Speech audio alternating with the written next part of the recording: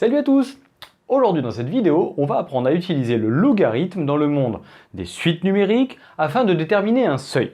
Alors, a priori, tu es en terminale, en spécialité maths, ton prof t'a déjà fait la fonction logarithme népérien, vous avez revu les suites numériques, ou alors ton prof de première déborde un peu sur le programme et il anticipe la terminale, et ça c'est vraiment top, et dans ce cas-là, il va te montrer peut-être le logarithme et l'utilisation pour déterminer un seuil. Alors, qu'est-ce que c'est qu'un seuil? Bien, un seuil, en fait, c'est déterminer un rang à partir duquel la suite va être plus grande que temps, plus petite que temps. Et d'ailleurs, tu peux faire ça avec des algorithmes. Tu peux d'ailleurs aller voir cette vidéo-là sur un mélange de langage naturel ou de Python pour apprendre à déterminer un seuil par de l'algorithmique. Et tant que tu es en première et que tu n'as pas fait le logarithme népérien, d'ailleurs, tu le feras à la calculette ou à l'aide d'un algorithme. Ici, on va voir comment est-ce qu'on peut arriver à déterminer ce seuil dans le type de suite qui fait souvent intervenir des suites auxiliaires géométriques, c'est-à-dire des suites où il va y avoir du q puissance n qui va intervenir dans l'expression explicite. Et on va essayer de déterminer dans ces deux exemples qui sont ici, le premier rang à partir duquel cette suite est plus grande que 79,99 ou encore tel que cette suite est plus grande que 10 000.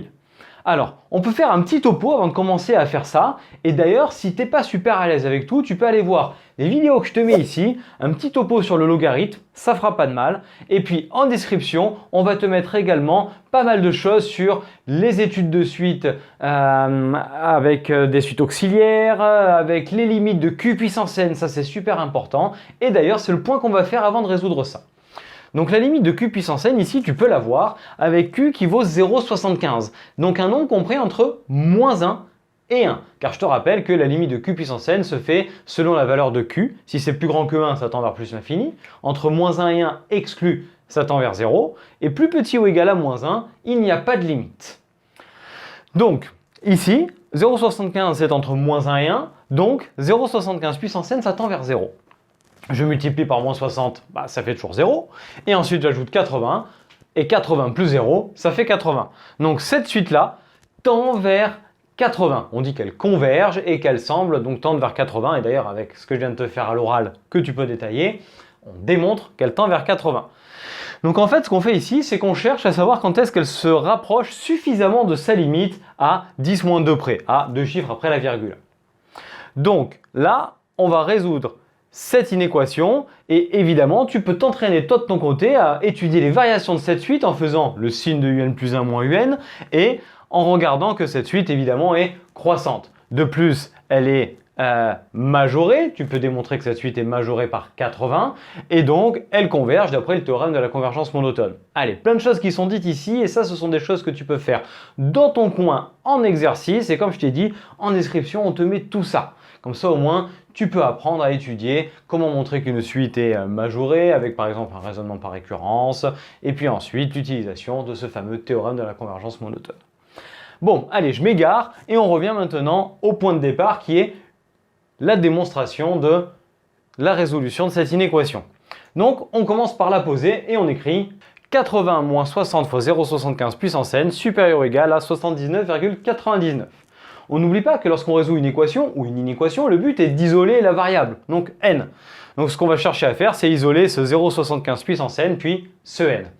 Alors ce que je te propose, c'est de basculer à droite le moins 60 fois 0,75 puissance n, comme ça tu n'as plus de moins. Et là au moins tout va bien. Sors-toi de la tête l'idée de garder toutes tes inconnues à gauche, souvent ça te fait faire des petites fautes de signes, et ça, en fait c'est quand même plus pratique d'essayer de mettre les endroits, les variables, à l'endroit où ça t'arrange, et pas à gauche. Donc ici on va se retrouver avec 80 moins 79,99 supérieur ou égal à ça. Et 80 moins 79,99, ça fait 0,01. Donc on a l'inéquation qui devient donc celle-ci. Il ne me reste plus maintenant qu'à diviser par 60 des deux côtés. Vu que c'est positif, ça ne change pas le sens de l'inégalité. Et 0,01 divisé par 60, je peux encore écrire 1 sur 6000 si je veux l'écrire sous la forme la plus simplifiée et éviter les nombres à virgule un peu trop chiants. 1 sur 6000 supérieur ou égal à 0,75 puissance n. Alors, ce que je vais te proposer de faire, et c'est un réflexe que je te conseille vraiment de prendre, c'est de marquer sur le côté ce que tu fais. C'est-à-dire que ici, qu'est-ce qu'on a fait? Eh bien, on a fait d'une part moins 79,99 Et puis d'autre part, on a fait plus 60 fois 0,75 puissance n. Pour montrer ce que tu as fait et ajouter ou soustraire la même quantité des deux côtés d'une inéquation, ça ne change pas l'ordre. En fait, réellement, ce qui se passe derrière, c'est que tu appliques une fonction qui est croissante, mais allez, contentons-nous de ça. Puis ensuite, le passage de là à là, qu'est-ce qu'on a fait? On a divisé par 60. Et je te rappelle que 0,01 divisé par 60, ça fait 1 sur 6000. Allez, au pire, tu le tapes à la calculatrice et tu trouves le résultat. Maintenant, il faut trouver un moyen pour arriver à isoler ce n qui est en puissance. Et là, je te rappelle une formule du logarithme qui est très pratique, qui est ln de a puissance n égale n ln de a. Évidemment, a étant strictement positif et n un entier naturel. Alors en fait, ça marche aussi pour les rationnels, mais restons dans le cadre de la terminale et gardons les entiers naturels. Donc en fait, le fait d'appliquer le logarithme des deux côtés de l'inéquation, ça va me permettre de faire tomber le puissance n qui est avec ce 0,75. Et vu que la fonction logarithme népérien, qui est la réciproque de la fonction exponentielle, je te le rappelle, est une fonction qui est croissante, elle conserve l'ordre. Rappelle-toi cette bonne vieille phrase de seconde, toute fonction croissante conserve l'ordre. Donc ici, on applique la fonction logarithme et on a ln de 1 sur 6000 supérieur ou égal à ln de 0,75 puissance n. Et là, on applique la formule qui est celle qui va me faire tomber la puissance, celle qu'on a vue là. Et je te propose d'aller même un petit peu plus loin et d'appliquer la formule ln de 1 sur b qui vaut, et je te le rappelle, moins ln de b. Bon, t'es pas obligé, hein, tu pourrais très bien t'en sortir comme ça, mais allez, faisons-le dans toute la rigueur possible. Moins ln de 6000, plus grand que n fois ln de 0,75. Allez, il ne reste plus qu'une seule étape qui est celle de la division par ln de 0,75. Mais là, fais attention. La fonction logarithme népérien est strictement croissante sur 0 exclu plus l'infini, mais elle est négative entre 0 exclu et 1, puis elle est positive de 1 à plus l'infini. Vu que 0,75 est compris entre 0 et 1, tu vas donc diviser par un nombre qui est négatif. Donc, on va changer l'ordre qui est ici. Et donc, n supérieur ou égal à moins ln de 6000 sur ln de 0,75. Et je répète, attention, on a divisé par ln de 0,75 qui est strictement négatif. Donc, on a changé l'ordre de l'inégalité ici. Bon, ben maintenant, c'est là qu'on peut trouver le rang à partir duquel un est plus grand que 79,99. Donc on a ici moins ln de 6000 sur ln de 0,75 qui va être la valeur seuil et on a n supérieur ou égal à cette valeur. Donc cette valeur, on obtient environ 30,24. Alors c'est quelque chose que tu obtiens à la calculatrice, hein, évidemment, tu ne calcules pas de tête ça. Et donc cette valeur, 30,24, pense toujours à l'arrondir à l'entier supérieur. Que tu trouves 30,01 ou 30,98, tu arrondiras à 31, toujours. Puisque si tu arrondis en dessous, eh bien, tu n'auras pas passé le seuil que tu cherches. Donc, pense toujours à arrondir au-dessus. Bon, allez, on conclut. N supérieur ou égal à 30,24.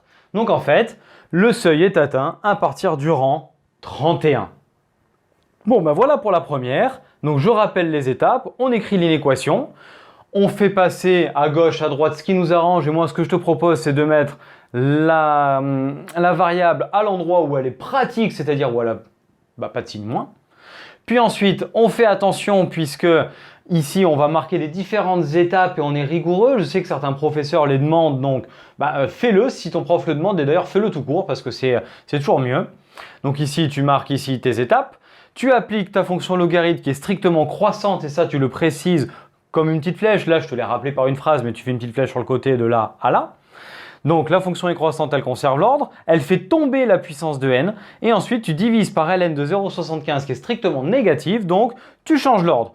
Tu tapes ça à la calculatrice et tu arrondis toujours à l'entier supérieur. Et tu obtiens le seuil. Allez, maintenant, on passe à la deuxième et on procède de la même façon. Donc, on commence par réécrire l'inéquation. Donc, 50 plus 70 fois 1,14 puissance n plus grand que 10 000. Et là, on est sûr que ça va marcher puisqu'on va faire, comme l'autre, ici, la limite. Et tu peux voir que 1,14 c'est strictement plus grand que 1. Donc tu vas te retrouver avec la limite de q puissance n avec q strictement plus grand que 1, donc qui tend vers plus l'infini. Donc tu as ici 1,14 puissance n qui tend vers plus l'infini, fois 70 plus l'infini, et plus 50, toujours plus l'infini. Donc vu que ça tend vers plus l'infini, il est clair que ça va dépasser 10 000. Car, je te le rappelle, tendre vers plus l'infini veut dire qu'en gros, quelle que soit la valeur de A, il existe un rang à partir duquel tu vas toujours arriver à dépasser cette valeur de A. Donc en gros, un rang P à partir duquel UN supérieur à A. Donc ici, c'est exactement ce que l'on va démontrer avec A égale 10 000. Donc, première étape, ici, il y a un plus, très bien, je le garde à gauche, je fais passer mon 50 de l'autre côté. Et c'est ce qu'on va marquer ici. On fait moins 50. 70 fois 1,14 puissance n, strictement plus grand que 9950. Bon, l'étape suivante maintenant, c'est toujours de venir isoler l'endroit le n, donc on va diviser par 70. Donc, c'est ce qu'on marque ici, on marque toujours ces petites étapes, on divise par 70 qui est strictement positif, donc conservation de l'ordre, et on a donc 1,14 puissance n, plus grand que 9950 divisé par 70, et là tu vois que tu peux dégager les zéros, donc plus grand que 995 divisé par 7. Bon, arrive l'étape maintenant de l'application de la fonction logarithme népérien. On ne va pas le remarquer comme ça, on va le marquer comme tu le feras en devoir. Donc en fait, l'étape d'après ici, c'est de faire une petite flèche et de marquer on applique ou par croissance de la fonction ln. Donc il vient ln de 1,14 puissance n, strictement plus grand que ln de 995 sur 7. Alors tu pourrais utiliser la formule ln de a sur b qui fait ln de a moins ln de b. Allez, c'est pas utile ici, ça va alourdir l'écriture, donc je te le déconseille. Tu le fais seulement si ton professeur le fait, évidemment. Donc ici, on va utiliser la formule du logarithme et tu sais qu'elle fait tomber les puissances de n. Donc la prochaine étape, c'est de réécrire ça avec le n devant. N fois ln de 1,14 plus grand que ln de 995 sur 7. Allez, plus qu'une étape, celle de la division par ln de 1,14. Ici, on avait une division par ln de 0,75, ce qu'on a fait là. Et 0,75, c'était entre 0 et 1 et le logarithme était négatif. Ici, on a 1,14, c'est strictement plus grand que 1. Et tu sais que le logarithme est donc strictement positif si on est après 1. Bon, là, c'est le cas, donc tout va bien. On divise par ln ici de 1,14 qui est strictement positif, donc pas de changement d'ordre, tout va bien. N strictement plus grand que ln de 995 sur 7 divisé par ln de 1,14. Il n'y a pas de formule du logarithme qui permet de regrouper ces deux-là. Arrivé ici, la partie calculatoire est finie et donc là maintenant, tu n'as plus qu'à trouver le résultat approché. Donc on a, à la calculatrice, ça nous donne environ 37,83 et comme je t'ai dit, on arrondit toujours au-dessus, même si c'est 0,01, ça aurait été toujours 38. Donc ici, on obtient UN strictement plus grand que 10 000 à partir du rang 38. Donc ici, tu peux voir qu'on peut rechercher un seuil, non pas de manière approximative comme tu le ferais à la calculatrice ou à l'aide d'un algorithme, mais ici, de manière parfaitement calculatoire, où c'est toi qui résous l'inéquation et juste à la fin, tu obtiens ça à la calculatrice. Alors, c'est pas approximatif, quand tu le fais à la calculatrice, tu tâtonnes et l'algorithme le fait pour toi en fait. Là, tu le fais toi-même. Donc on vient de voir ici deux exemples du mélange de tes chapitres du logarithme népérien et des suites, où le logarithme est utilisé dans un exo de suite en fait pour la recherche d'un seuil, c'est-à-dire la résolution de UN plus grand ou plus petit, ça peut être, qu'une valeur donnée. Bon, j'espère qu'au travers de ces deux exemples, tu es arrivé à bien comprendre comment on utilise le logarithme népérien pour résoudre ce type d'inéquation. Très important à savoir faire. J'espère que cette vidéo t'a plu et si tel est le cas, n'hésite pas à lâcher le petit pouce bleu vers le haut, ça fera plaisir, à venir la commenter et nous le dire donc dans les commentaires, on viendra y répondre et ça nous fera vraiment très plaisir. Partage ça auprès de tes amis, montre-leur notre chaîne, viens t'abonner en activant la cloche, puis tu peux également venir nous rejoindre sur internet, nos réseaux sociaux Facebook et Instagram, on partage plein de choses dessus, des fiches méthodes et tout, donc tu verras, c'est sympa, il y a plein de choses pour toi. Et puis d'ici à la prochaine vidéo, je te souhaite une très bonne journée et je te dis à très bientôt. Allez, ciao à tous!